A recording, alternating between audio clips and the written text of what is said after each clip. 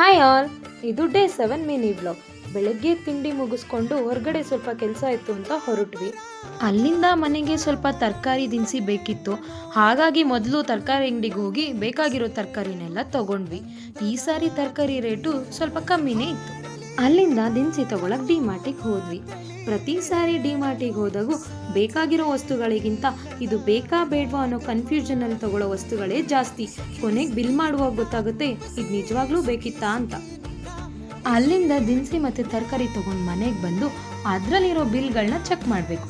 ಯಾವುದಕ್ಕೆ ಎಷ್ಟು ರೇಟ್ ಹಾಕಿದ್ದಾರೆ, ನಮ್ಮ ಬಜೆಟ್ಗೆ ಸರಿ ಆಯ್ತಾ ಅಂತ ಒಂದ್ಸರಿ ಚೆಕ್ ಮಾಡೋದೇ ನಮ್ಮ ಮಿಡಲ್ ಕ್ಲಾಸ್ ಮೆಂಟಾಲಿಟಿ. ಈಗ ತಂದಿರೋ ದಿನಸಿ ಮತ್ತು ತರಕಾರಿನ ಅರೇಂಜ್ ಮಾಡ್ಕೋಬೇಕು. ನಾನು ಪ್ರತಿ ಸಾರಿ ತರಕಾರಿನ ಸ್ಟೋರೇಜ್ ಬಾಕ್ಸಿಗೆ ಹಾಕಿ ನೀಟಾಗಿ ಜೋಡಿಸಿ ಫ್ರಿಜ್ಜಲ್ಲಿ ಇಡ್ತೀನಿ. ನಾನು ಮಾಡೋ ಪ್ರತಿಯೊಂದು ಕೆಲಸಕ್ಕೂ ಅಕ್ಕ ನಂದೊಂದು ಅಳಿಲ್ ಸೇವೆ ಇರಲಿ ಅಂತ ನನಗೆ ಹೆಲ್ಪ್ ಮಾಡೋದೇ ನನ್ನ ತಮ್ಮ ಚಿರು. ವಿಡಿಯೋನ ಇಲ್ಲಿಗೆ ಏನು ಮಾಡ್ತೀನಿ. Thank you.